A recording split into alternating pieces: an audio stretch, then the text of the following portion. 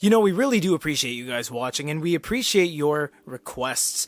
One of the requests we don't appreciate is when you tell us to put things up against the Remarkable, and I'll explain why. Hear us out. The Remarkable in 2020 was great.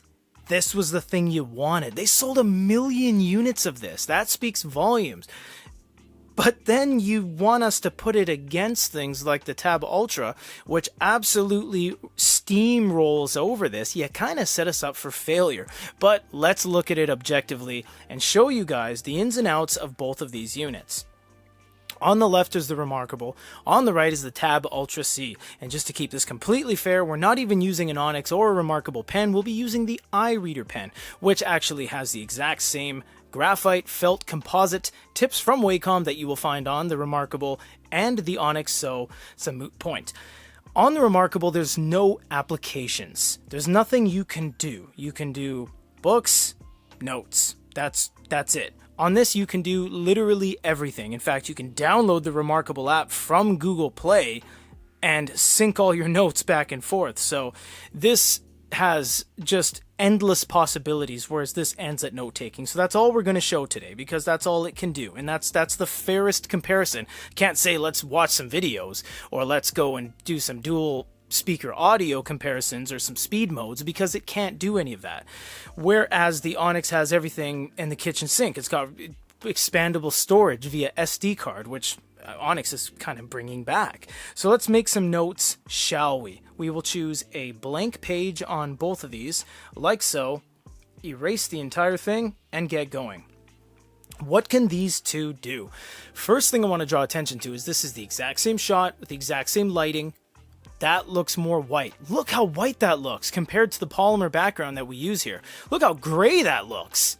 And this is because of the inherent nature of the Kaleido 3 screen using a color array filter. It really looks gray, and that's a big problem with these type of units. So also, we are going to keep this in HD mode. You know what? Let's turn off the dark color enhancement just to keep everything completely neutral. They also have balance fast and ultra fast. Ultra fast is a little bit silly. It ends up making the device a little bit too fast once it triggers in. It's almost like you're writing on paper. You can't really catch the latency. So it's not really a fair comparison because the Remarkable doesn't have any speed modes. So we're going to go back here, go to HD mode, and start from here. First thing I want to talk about is the writing feel. The Remarkable has a wildly better writing feel.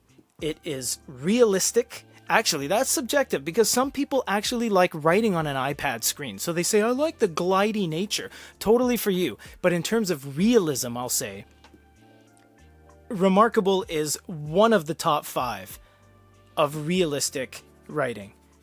You get the sound, you get the feel, you get that feedback into your fingertips when you're writing.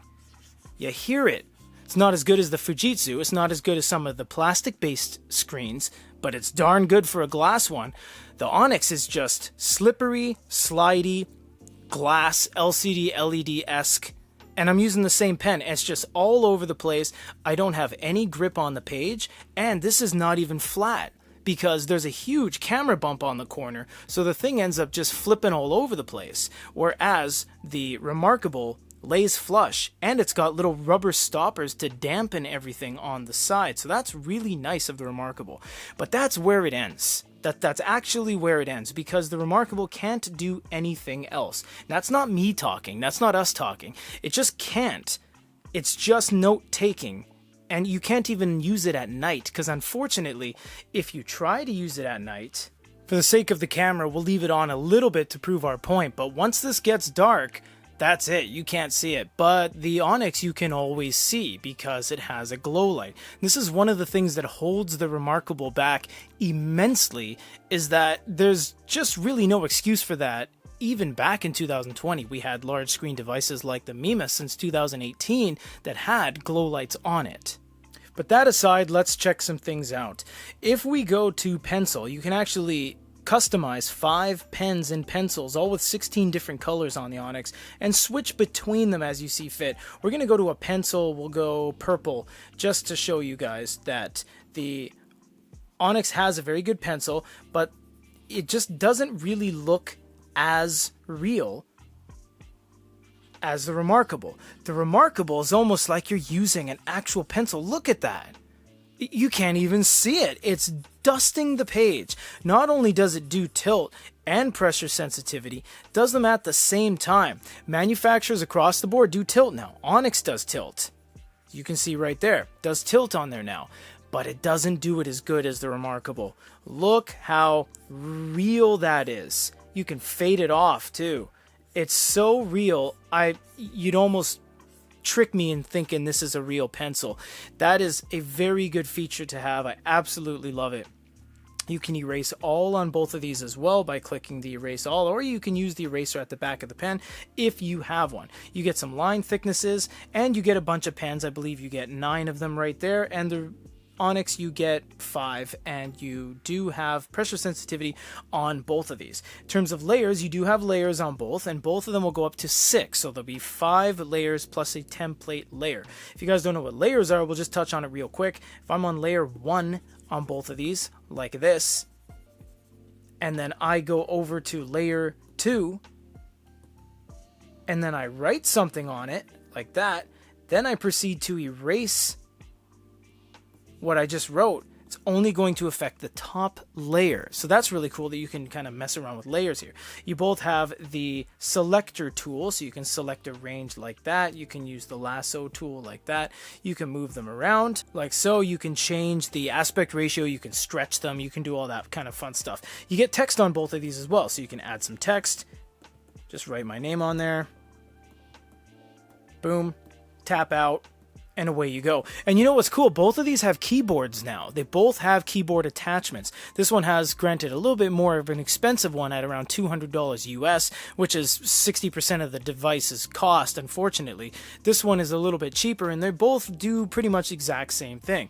Now, outside of that, you get some things you can do here. Convert notes to text and send by email, but only that works if you pay a monthly fee. You actually have to pay anywhere between $4 to $10 a month every single month in order to use some of the features, whereas Onyx, they don't do that. Only 2 manufacturers allow you, or actually encourage you / make you pay for some features. So that's a little bit unfortunate. You do get the overview of what you've drawn and where you are on the pages and stuff like that. Remarkable is a little bit slower just because it's not a hyper tablet. It's an e-ink e-note, and that's where it ends. Also here you can send by email, and from here you can do different things like PNG, SVG, PDF, and you have the same thing on here if we go down to export right here, except Onyx takes it a little bit further. So if I click on something like that and then say select, and then I go over to share, it's actually going to pull up all of the apps on my unit. So if I have Outlook or Gmail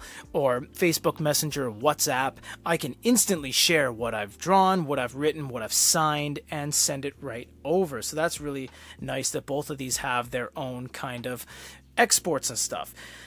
The Remarkable kind of just caps out at that. So it's got good workflow solutions with its added keyboard. It's got some good pens, and it feels good.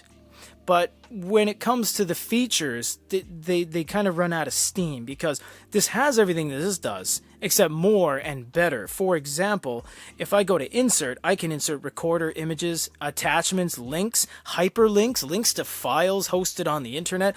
I mean, that in and of itself is amazing. You have text conversion as well. You can add new pages, and down here you get a bunch of other stuff like we showed you. You can customize the toolbar. You can put all the stuff where you want it, and you can remove things as well if you don't want it there. One of the standout features that I don't think gets a lot of love is shapes.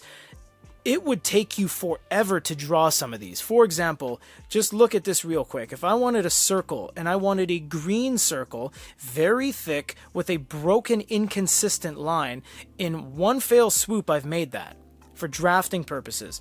There's no way to do that on here. I'd have to grab something, make a circle, and dot my own circle like that, and even then it's not going to be consistent, and it won't be whatever shape I want, and I can't accurately draft things utilizing measurements, 3 inches or whatever the case may be. But on here I have an unlimited amount of options. If I wanted to say, well, Johnny's sending me the blueprint, so he wants a tight break, and he wants it in yellow, and he wants a square next to the circle to see how it'll fit. I've just done that, And that's just not something you can do on any unit, not just against the Remarkable, against the Scribe, against the Big Me. No one else does shapes like that. Smart from the iReader line does shaping, but they'll never do it as good as this. They also allow you to eliminate certain controls, not just touchscreen, but the system bar, the gestures, the side gestures, etc. Let's write out a little paragraph on both of these. Wow, I drew a lot of stuff here.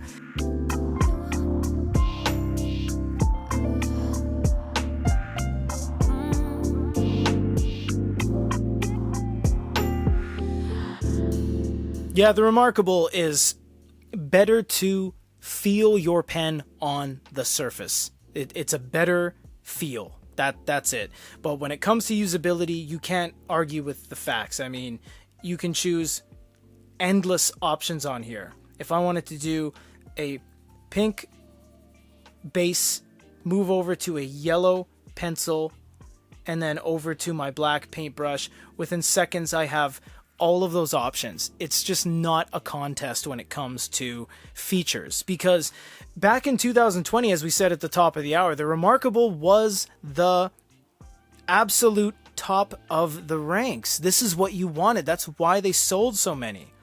But it's had its day in the sun.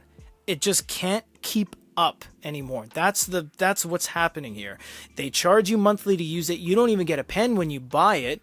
It's not available to every single country on Earth, and it requires you to utilize the PC app, the mobile app, and you can't have the full flexibility of doing what you want with it. You can't even use it in the dark. You can't even use it in low light situations. There's so much you can't do. And again, that's not us talking. These are the facts. You can't do anything on this unit. Whereas on the Onyx, you can. And a lot of people say, well, it's distracting. That's kind of an old excuse from 2020, 2021 to say that your device is distraction free. It kind of is a selling point to say we didn't add any features. That's true, because you can go right up here to this unit. You can turn off the Wi-Fi, you can turn off the Bluetooth, you can turn down the volume, and if you don't want notifications on all this stuff, for example, Google Play, you go like this, and you go to My Apps or Manage, and you turn off notifications. You uninstall things. If I don't want the Kindle app on my device anymore, I can click it and uninstall it, and guess what? It's gone. But I have the potential and the capabilities of doing anything I want with this. And why we're saying it like this is not to bash or bring up any one other brand. They both have their merits. But if you guys are spending your money on something like this versus something like this, granted this is more, but you get more stuff. If you guys are spending your money, you need to know what you're getting. We're not tied to any brand here at GoodyReader.com. We sit back and we impartially look at the facts. The Onyx is better to the nth degree, but it is so much better than the Remarkable based off of what you pay that there's no reason to buy the Remarkable. If we're talking about this versus a Big Me, or this versus a MeBook, or this versus a Kindle Scribe, you get a different story. But this versus the Remarkable, it's just played out. The Remarkable is good. We love the Remarkable. We have these around the office. We use them. We talk to Remarkable. We cover their products. We sell their products. There's nothing wrong with it. But when you put it up against the big boys, you best sit on the sidelines while the big boys play ball, because it's not the same game anymore. It used to be, but it's not anymore. For GoodyReader.com, this is Peter.